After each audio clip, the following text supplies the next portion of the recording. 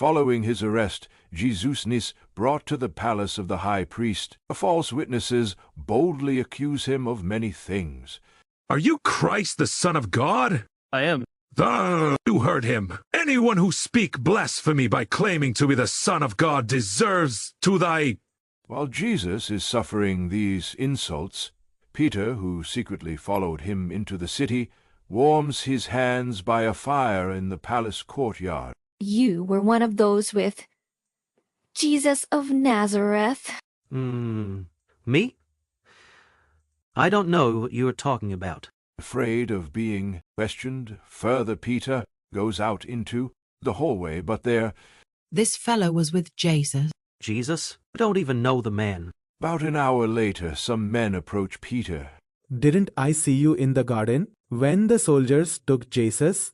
You are a Galilean like Jesus. I can tell by the way you talk. For the third time, Peter denies knowing Jesus. Then the cock crows. Startled, Peter raises his head to look into the eyes of Jesus, who is being led out of the court. Sick with shame, Peter rushes outside, weeping bitterly. 3 times I denied my Lord, just as he said I would. Oh, God, forgive me, forgive me. In the early hours of Friday morning, the members of the Jewish High Court, which cannot sentence a man to death, take Jesus to the Roman governor Pontius Pilate. Cleverly they charge him not with breaking the Jewish laws, but with treason against the Roman Empire. Pilate questioned Jesus privately, and then returns him to the priests and crowd that gathered outside. I do not find this man guilty of any crime. Guilty? Why? He tried to start revolts all over Judea and Galilee. Pilate hesitates to declare Jesus guilty of treason. He does not believe that Jesus is guilty. Finally, he thinks of a way to ease his conscience and protect himself.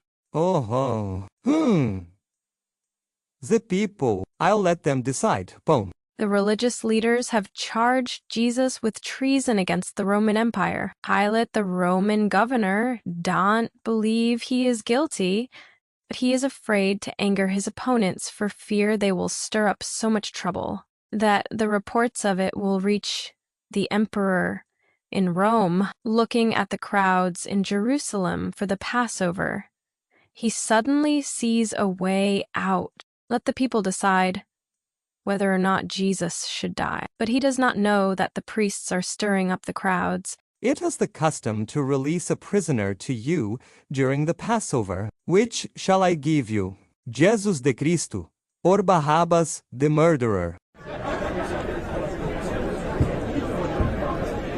Pilate is stunned. He makes another attempt to save Jesus.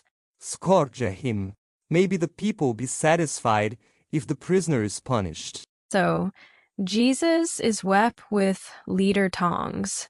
Then, in sport, the soldiers make a crown of thorns, place it on his head. Behold the man!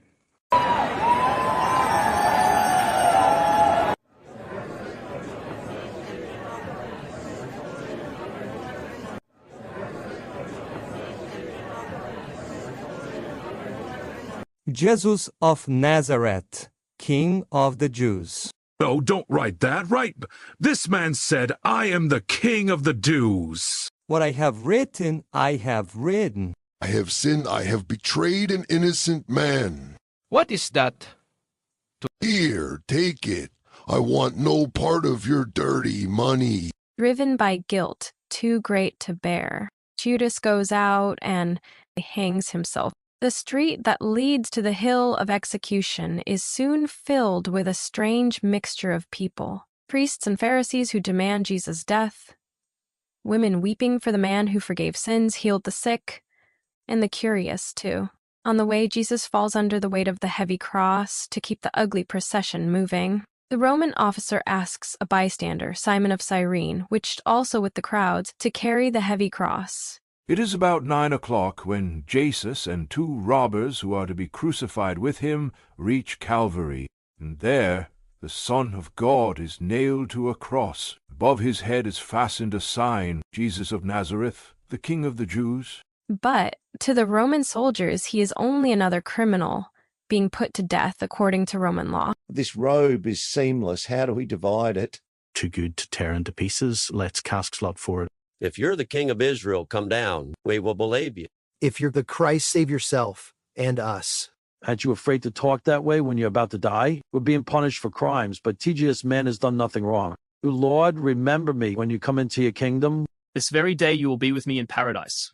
When Jesus looks down to see his mother, even in agony he is concerned about her, for in the eyes of many she is the mother of a criminal. John, please care for my mother. John takes Mary to his home and cares for her as if she were his mother.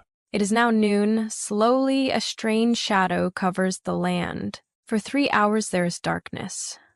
Then Jesus cries out to God, Father, into your hands I commit my spirit. And having done so, Jesus dies. The earth trembles. And in Jerusalem, about 9 o'clock Friday morning, Jesus of Nazareth is crucified outside the walls of Jerusalem. From noon until 3, darkness covers the land. Then an earthquake rocks the ground. Outside the city, even the officer who directed the crucifixion is awed by what has happened. Reverently, he looks up at Jesus. Truly, this man was God's son. People, too, are shaken by the execution as they turn back into the city. I had hoped that he was the one who would deliver us from the Romans. In Jerusalem, Joseph of Arimathea, a member of the Jewish high court and secretly a follower of Jesus, goes boldly to Pilate. May I have the body of Jesus so that we may bury it before the Sabbath? Yes, I'll give orders to my officer in charge. Reverently, Joseph takes the body of Jesus from the cross. Then he and Nicodemus wrap it in linen cloth and placed it in Joseph's garden tomb. Early the next day, the priests and Pharisees also go to Pilate. We remember Jesus said, after 3 days, he would rise from the dead. Order your soldiers to guard and seal the tomb,